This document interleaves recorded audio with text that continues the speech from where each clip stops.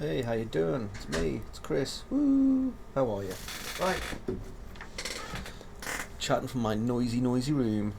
Right then, I'm just going to move some things around on the other monitor. Not that you can see them. It's like, Chris, could you not have done this before you started recording? No. No, I feel like I have to do it now. Okay, now, what I'm going to do is I'm going to select that bit, and that bit. Okay, this way I know which part of the front is anyway. And I'm going to hide unselected. Pow. Go to my top viewport. Double pow. And I'm going to create a big ball. Tee in here. Sorry, but it was funny. Right, so what I'm going to do is I'm going to create a sphere. I don't need auto grid for this. And I'm going to drag it out into there and just get it all lined up in the middle. Okay, so if I just start manoeuvring this about, because I can just line that line to there, and then that to there. Okay, so now we can see these are about lined up a little bit more.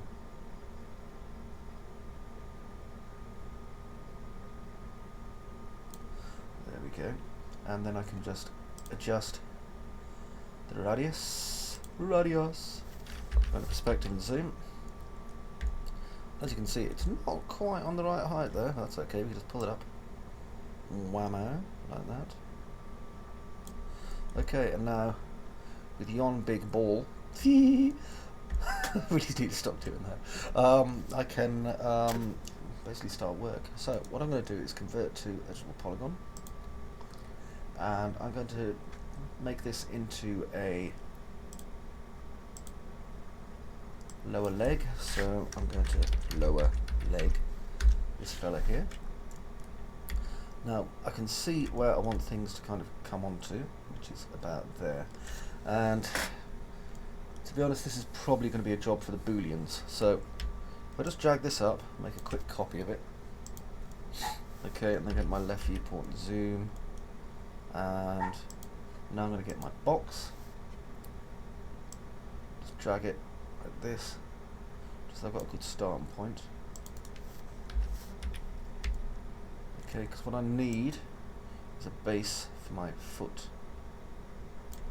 So I'm just going to bring this back a bit more here. There we go, just so it intersects like that. Now, front view. That way I can bring that to there, and I'm just going to just put in an extra couple of segments like so, and that way I can line this up like that. Okay, now just have a quick look at that shape and see if it looks right, which it does. Just come in down here and make sure there's no parts sticking out, because that will cause the errors. There we go. Now I've got my original one here, and I've got this one here, and this is the one I'm going to work on for the moment, just as a test, while the other one's in the right place. And I'm going to go to my composites, or compounds, or whatever, do a pro boolean, not a pro cutter, a pro boolean, and I want to attach. Okay, so if I do an attach, start picking, and as you see, that has created this shape here. If I just hit F3 with that inside the other one. Okay, we get some different options, so I'll just undo that. I could do an insert, and now if I press F3, you'll see that we have that kind of line going all the way around the outside there. If I convert to editable polygon, like so, and then go inside my model, you'll see we have this underside of this piece here. Now what I'm going to do is select that and delete. Did not work the way I wanted it to. Damn you twice. Hang on. Modify list, hit poly.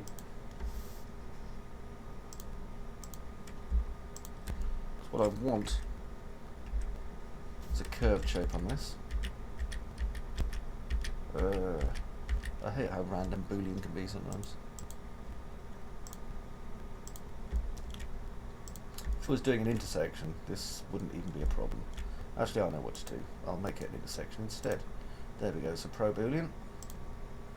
Start picking my operand as a subtraction. Pow. That makes it a bit easier. Take that, pro boolean. Yeah. Right click, convert to editable polygon. And now I can sit one on top of the other. So let's just bring it down, bring it down, bring it down, bring it down, bring it down, bring it down. To there. And perspective and zoom. So now you can see that that kind of fits on top of that rather pleasingly. And if I go into my verts, we can see we've got all these lovely little verts here that are probably going to need to be straightened up a little bit as well. However, we have maintained the curve, and that's what is important. Now, with this shape, what I can do is start bringing out the actual overall shape of the leg, which is a strange old shape, to be honest. So, if I go here, first things first, I am going to check the width. So I want to extrude up, and need to bring that up a little bit more, because the actual height of it is roughly the width of the foot. That's before I get to the curve part though, so I'll take the curve part into account. There we go. Like that. And stop. Okay, so that gives us this four-leg shape. And now what I can do is start working on this four-leg shape to kind of bring out, well, basically the shape that I need. So I'm going to go to Swift Loop and just start doing some modifications to our shape. So one there. And then if I just grab this shape here and bring it out. Like that. And then there's a Swift Loop here. And I'm going to do things slowly, we'll just work my way up. The problem is that a lot of people think, oh, we'll do this as fast as possible, and that isn't the ideal way to be doing this kind of piece. You need to really take it slowly as possible. Okay, now I'm going to do another Swift Loop just here.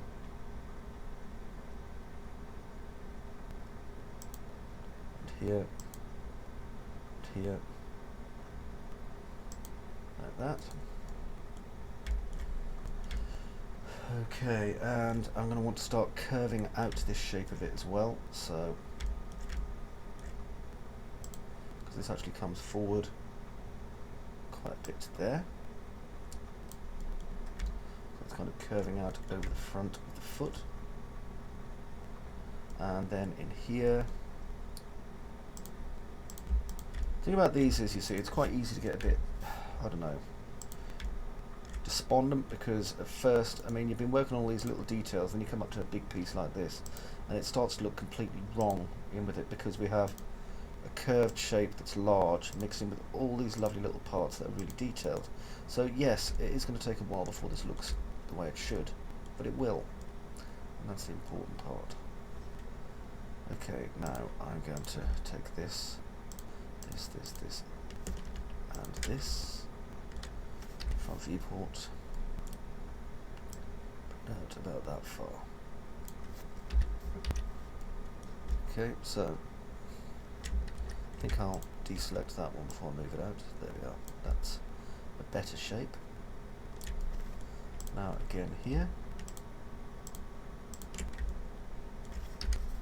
and need one more. Just actually no, we don't. I should do it. So bring this out as well. I'm just doing this by eye. If you prefer, you can use symmetry. Just use whatever makes you comfortable. Okay.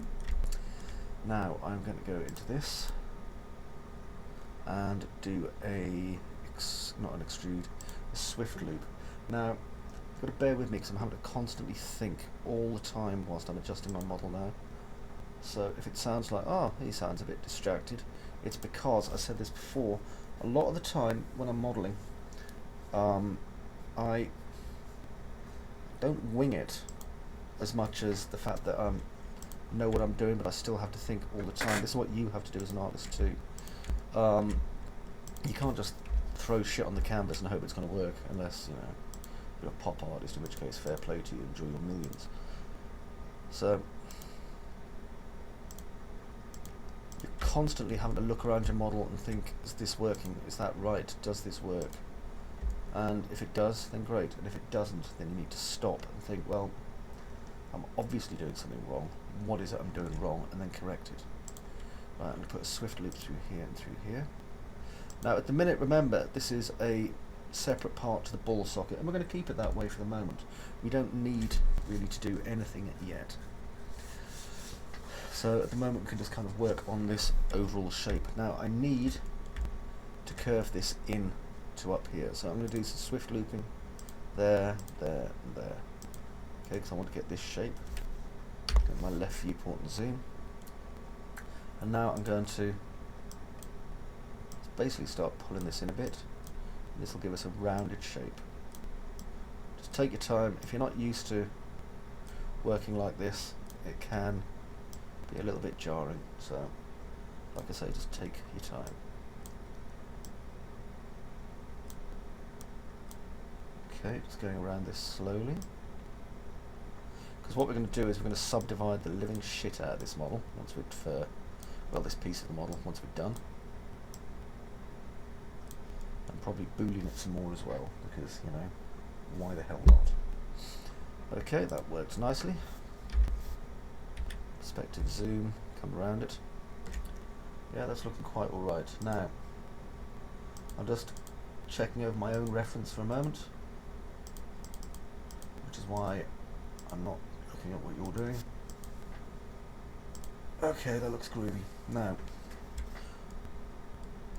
back of my model, I'm going to check it, but it looks overall fine. Now I need to just have a piece that's going to come out of there, so what I'm going to do is just grab these three. They're roughly in the position that I want, and there should be a piece kind of taken out of here as well. I can probably do that easier if I just do that now, so I'm just going to do a couple more swift loops.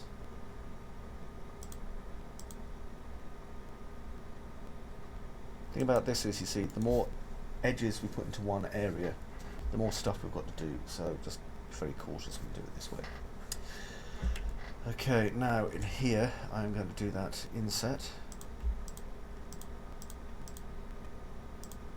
which is going to come into there. Doesn't need to be massive. And then an extrude. And I can do a zero length extrude without having to open the caddy by doing that. And then that. And then that. And that will flatten that nicely. And this gives us kind of a locking thing that we can put the other parts onto. Now I'm going to bring these in as well, because that's what I do. And then I'm going to straighten these parts out. So again, remember I've told you this before, we're just really messing around with our shapes, just coming up with something that's kind of rational for us. So if you find it easier, you can just do a cut straight down the middle, or we could create a model to act as a tape measure, or we could just draw a spline, or, you know, you could just man up and do it yourself like I just did. Man up. Okay, now in this area just here, what I want to do is cut it into itself as a kind of hemisphere almost. So what I'm going to do is just take out these pieces here and here. Okay, and now I'm going to select this and this and do a hinge from edge. And actually no, that would be too much. Too much, man. So I think the best option for this is probably going to be a boolean. Just remove the parts.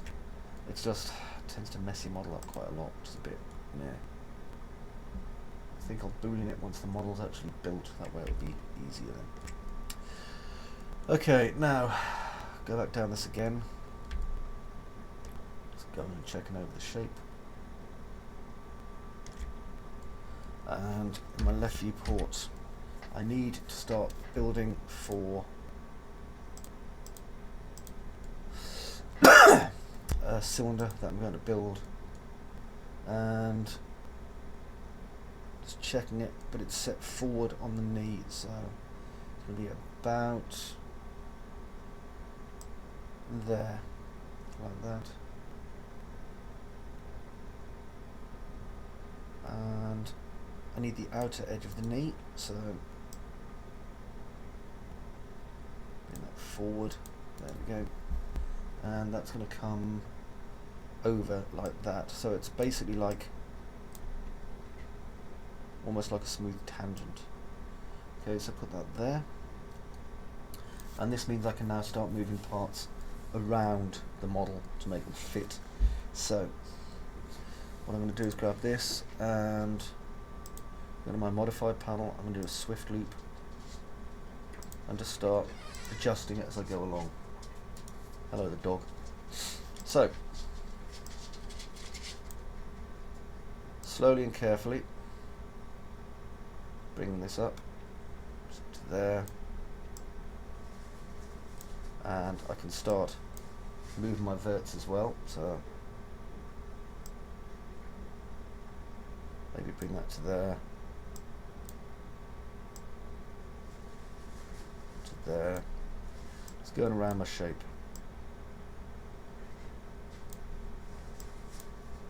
Just remember, you know, work on basically what's making you comfortable with the model. So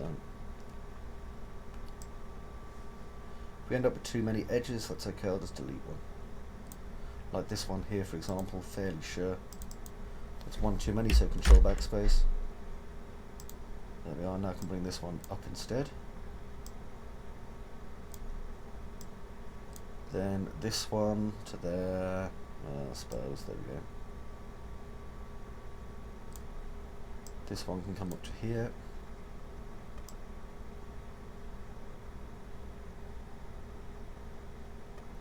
And then at the back we'll just bring this one straight up.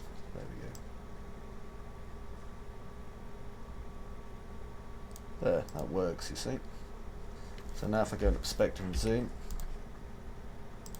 you'll see that our piece is starting to come along quite well there. Okay, so now what I need to do is create a swift loop that goes around this edge. So I want it to be fairly equal in its dimensions. So that should do that. Go back to my left viewport, zoom, and I'm going to start the adjusting of the model.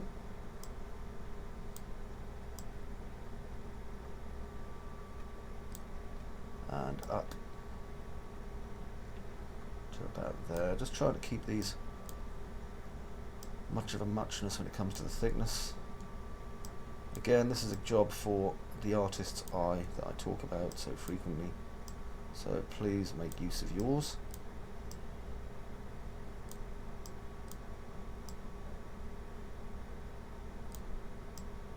And we have to always marquee select these because we want an even border going around it. I may have to do some repairs on the back of the model.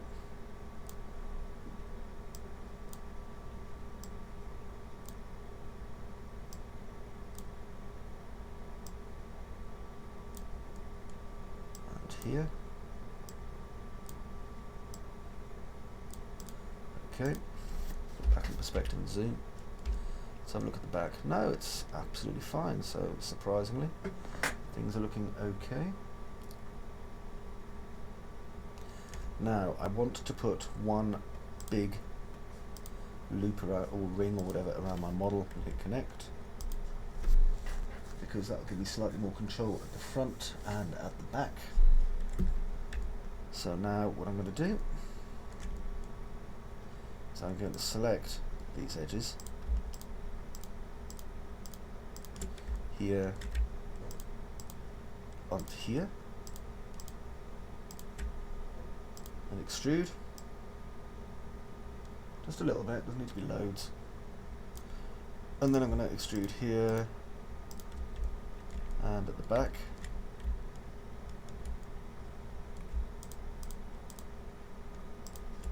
Like that. And then I'm going to grab by edge and bring this out. Now, first thing, I need to bring them all out, not just one. And then this one. And then we get a nice curve there. And then at the front, this one's more complicated. So, left viewport, because we have to maintain the angle. Now, if I just go into perspective, grab the middle one, and half the height again or less. Always remember half the height or less.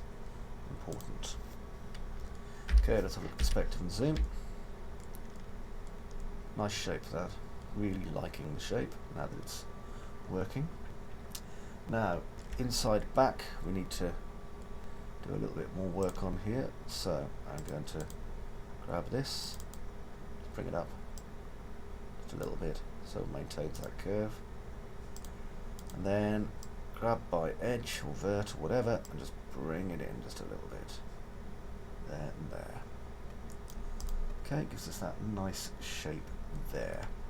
Come back, make sure none of the pistons are being obstructed, and that we have plenty of space for those as well. And then in here, where these are, 1, 2, 3, 1, 2, 3, and I'll add one extra there and there. Extrude inwards, like that, and just have a quick look over.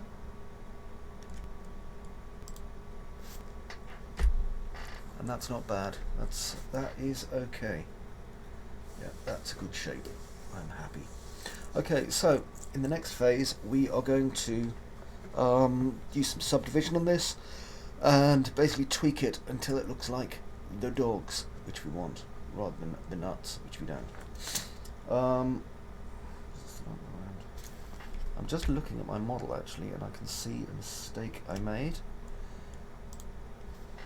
And it's easy to fix, so that helps. See this block here? Well, this is supposed to be on the back. So, see, it's good that we didn't do sub D and stuff, otherwise it would have been hair ripping out time. So, remember what I said? I told you we'd have to fix some errors. Click grow and delete. Now, don't be put off by the fact that we have like many polygons to make. This rebuilding it is actually really easy. So go to bevel, no sorry, go to bridge, and I'm going to bridge here, and then here. I'm not going to bridge all the way to the top because to repair this we need polygons down the middle. So if I just grab this like that and do a connect. Now all I need to do, go back to my bridging tool,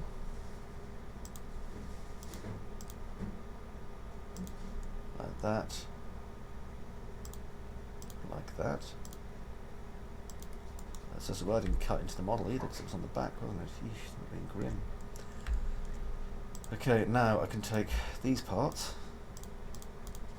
which are the parts that I need, do a quick inset.